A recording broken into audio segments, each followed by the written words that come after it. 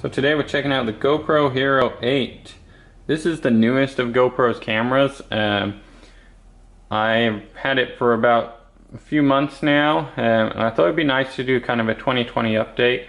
And because there's rumors of the GoPro Hero 9 coming out, I thought I'd do a refresher of the GoPro Hero 8 itself.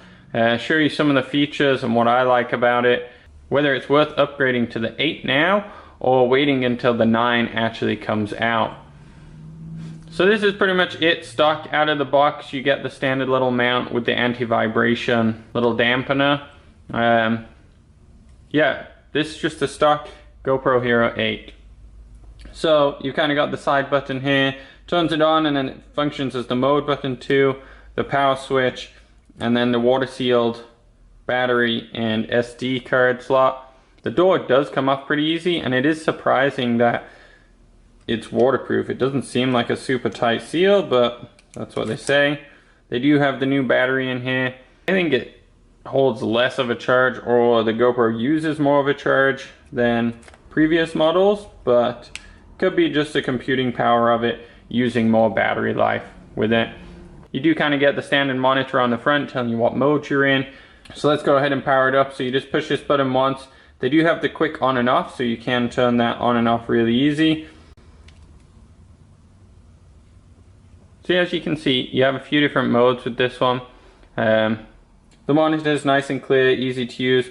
Definitely a little more touch sensitive than previous models.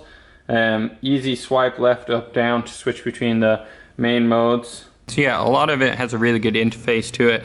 So the modes are a lot easier to swipe left and right with. Easy switch over. You can also just press the button on the side and it will switch between the modes as well. The cinematic settings, so you can actually change the quick sets through this menu, really easy. Interesting though that none of them came set as 4K standard.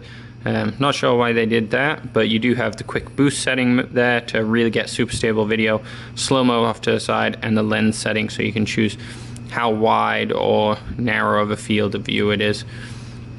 Which is kind of nice. You can change those on the fly no matter what setting you are in. You still have that nice clear screen telling you what mode you're in, and then the quick on and off as well, which saves whichever mode you are currently in to turn on back to, which is kind of a cool feature. Stabilization is honestly excellent on it. I have done it on a dirt bike and on mountain bike, and it is honestly fantastic.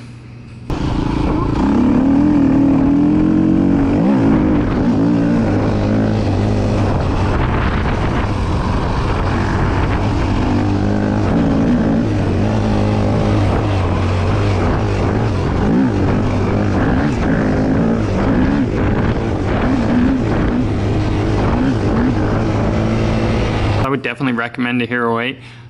It's a really nice camera. The stabilization is honestly excellent.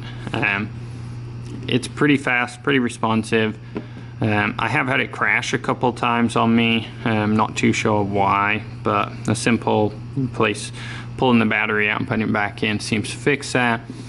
I'd like to see on potentially a newer one is a larger battery. I'd sacrifice a bit of size for it. For example's sake, this is about the same size as half a post-it note. I'd be okay going slightly bigger. This is definitely much smaller than what they used to be.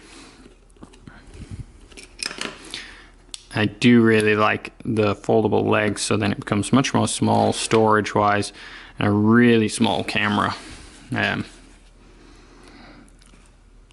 Really small camera size wise. So it's the GoPro Hero 8 for you. I definitely think it's worth it for anyone who's got anything older than a 7. The 7 is pretty close to this. The 8 is a little bit better. Some of the boost features and then time-lapse modes are significantly better. Battery life, I don't think is that much better. If you have anything older than a 7, definitely upgrade to the 8. You will not regret it. The stabilization is so much better. The menu works so much more intuitively. If you have the 7, I'd question waiting a little bit longer and just seeing what the 9 has to come out with. GoPro is starting to do a yearly release now, and it's going to come around in late fall here, the GoPro Hero 9. Rumors aren't speculating too much change. Like I say, I think they should try and cram in a bigger battery there, they'll probably put some high frame rate modes with high resolutions, combine those together, and you get some really crisp, potentially 4K at 240 frames a second, which would be pretty mind-blowing. If you like this kind of video, let me know in the comments below. Remember to subscribe and like if that's something you want to do. Thanks, guys.